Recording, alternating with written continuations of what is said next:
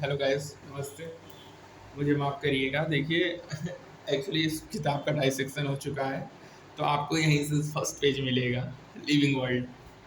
तो देखिए हमारा वंडरफुल कितना है लिविंग वर्ल्ड, ये हम देखेंगे। Wide range of living type of musics में जो एक्स्ट्राऑर्डिनरी हैबिटेट्स होते हैं, इसमें अपन लिविंग ऑर्गेनिज्म्स को फाइंड करते हैं, चाहे वो माउंटेन हो, डिसिडुअस फॉरेस्ट हो, ओशन हो, फ्रेश वाटर लेक हो, डेजर्ट हो, हॉट स्प्रिंग हो।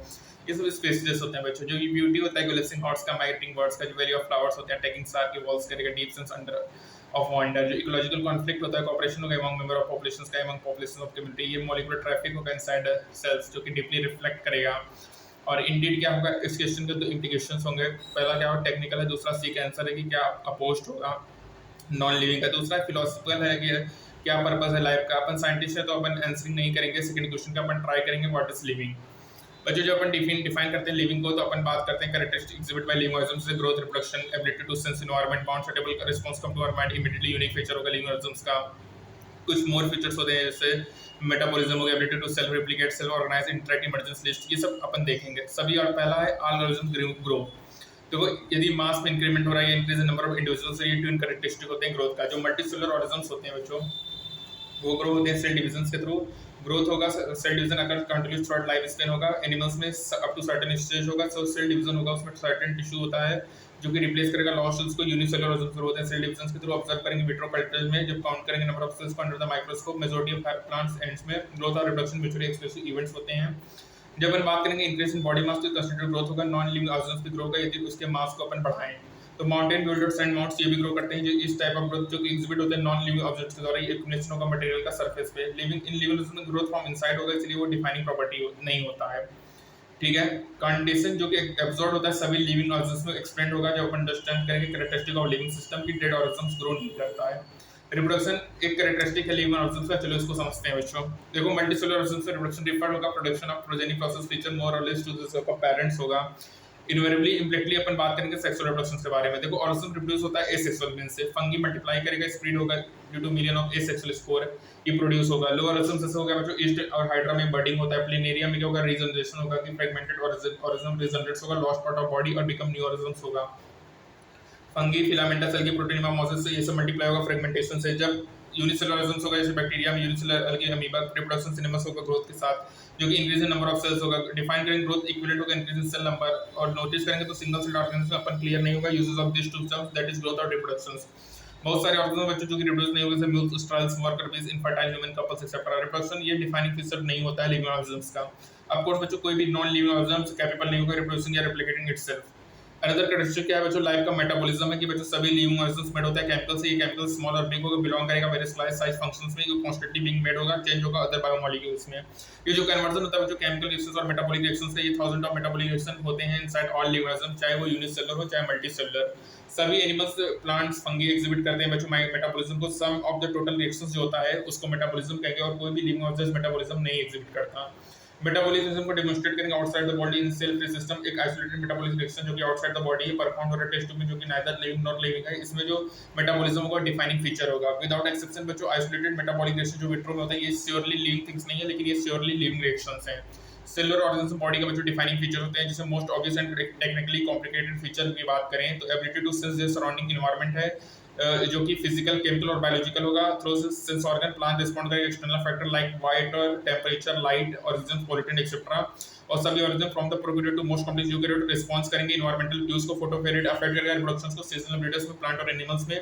और सभी ऑर्गन्स हैंडल करेगा केमिकल एंट्री करेंगे बॉडीज में, और अवेयर होगा अपने सराउंडिंग से। ह्यूमन बीइंग ओनली ऑर्गन होता है बच्चों जो कि अवेयर होता है हिमसेल्फ में, वो सेल्फ कॉन्शियसनेस है बच्चों। कॉन्शियसनेस बिकम होता है defining property of living organisms. इसी वजह से जब अपन बात करेंगे ह्यूमन बींग्स की, तो ये डिफिकल्ट होता है डिफाइन करना लिविंग स्टेट। अपन ऑब्जर्व करते हैं पेशेंट को जो कि कोमा में है, सपोर्टेड होता है मशीन से, जो कि रिप्लेस करते हैं हार्ट एंड लंग से। जो पेशेंट होता है अदरवाइज ब्रेन डेड होता है।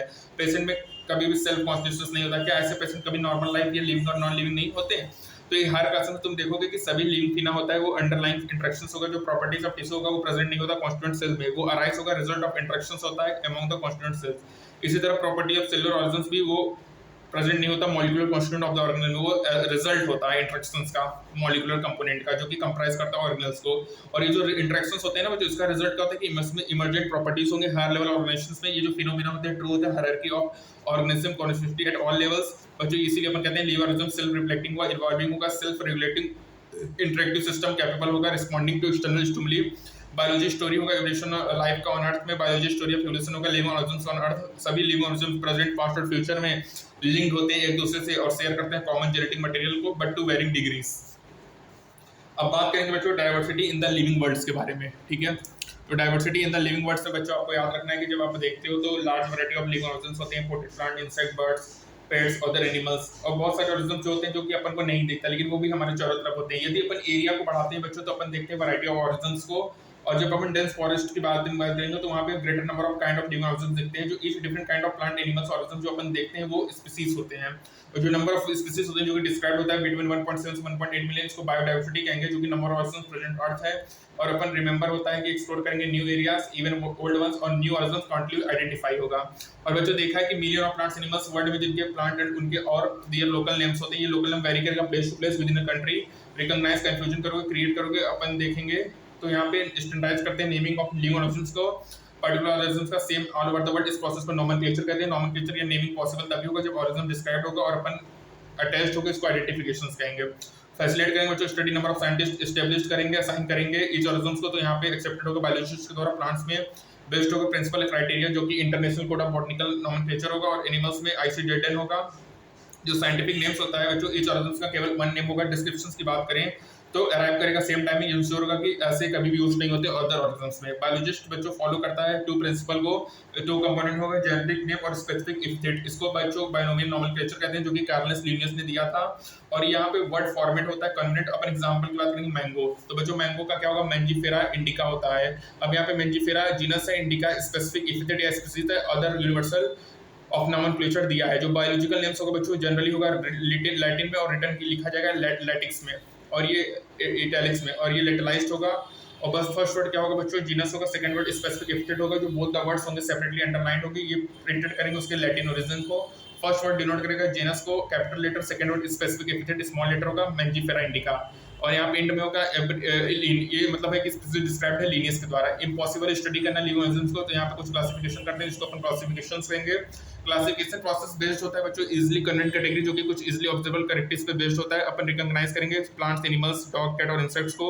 जो मूवमेंट है सर्टेन टर्म्स से देखेंगे अपन डॉग्स के बारे में, तो अपन डॉग्स के नॉट कैट्स। यदि तुम एलिस्टेंस के बारे में देखते हो तो अपन उसके बारे में सोचते हैं। सपोज अपन मैमल्स के बारे में बोल रहे हैं तो तुम एनिमल्स के बारे में सोचते हो, उसके एक्सटर्नल लेयर्स और बॉडी। इसी तरह प्लांट्स तो अपन के दिमाग में आता है वीड, जो पिक्चर आता है हमारे दिमाग में, कोई अदर प्लांट्स के बारे में या किसी राइस के बारे में तो नहीं आता। जो डॉग कैट मैमल्स हैं बच्चों ये सब क्या है कॉन्वेंट कैटेगरी है जो कि स्टडी करते हैं ऑर्गेनिज्म्स को। जो साइंटिफिक टर्म्स होता है उसको टेक्सा कहते हैं बच्चों। टेक्सा इंडिकेट करेगा category at different level. Plant भी टेक्सा है, वीड भी टेक्सा है, एनिमल्स मैमल्स डॉग्स सभी टेक्सा हैं। डॉग मैमल और मैमल एनिमल्स हैं, इसीलिए जो एनिमल्स मैमल्स डॉग्स हैं ये रिप्रेजेंट करेंगे टेक्सा को, लेकिन डिफरेंट लेवल्स पे। Based on characteristics all living organisms को क्लासिफाई करेंगे। इस प्रोसेस को टैक्सोनॉमी कहेंगे। एक्सटर्नल और इंटरनल स्ट्रक्चर होगा along with structure of cell होगा। डेवलपमेंटल प्रोसेसेस हो गए बच्चों, इकोलॉजिकल इंफॉर्मेशन ऑर्गेनिज्म्स ये सब एसेंशियल होते हैं और फॉर्म करते हैं basis of modern taxonomic studies को। कैरेक्टराइजेशन आइडेंटिफिकेशन क्लासिफिकेशन नोमेनक्लेचर ये सब प्रोसेस होते हैं जो कि बेसिक होते हैं टेक्सोनॉमी में। टेक्सोनॉमी कोई न्यू नहीं है बच्चों, ह्यूमन बीइंग हमेशा इंटरेस्टेड होता है मोर और more about the various kind of organisms के बारे में जानने के लिए। और पहले के दिनों में ह्यूमन बीइंग्स नीड करता था सोर्स को, basic need for food cloth and shelter. और जो अर्लीस्ट क्लासिफिकेशन था यूजेस ऑफ वेरियस ऑर्गेनिज्म्स पे बेसिस था। ह्यूमन बीइंग बच्चों केवल इंटरेस्टेड नहीं होता डिफरेंट काइंड ऑफ ऑर्गेनिज्म्स के बारे में जानने की और उसके टाइप से, और साथ ही साथ उसके बीच में रिलेशंस को भी जानने की कोशिश करता है। और इसी ब्रांच को अपन सिस्टमैटिक्स कहते हैं।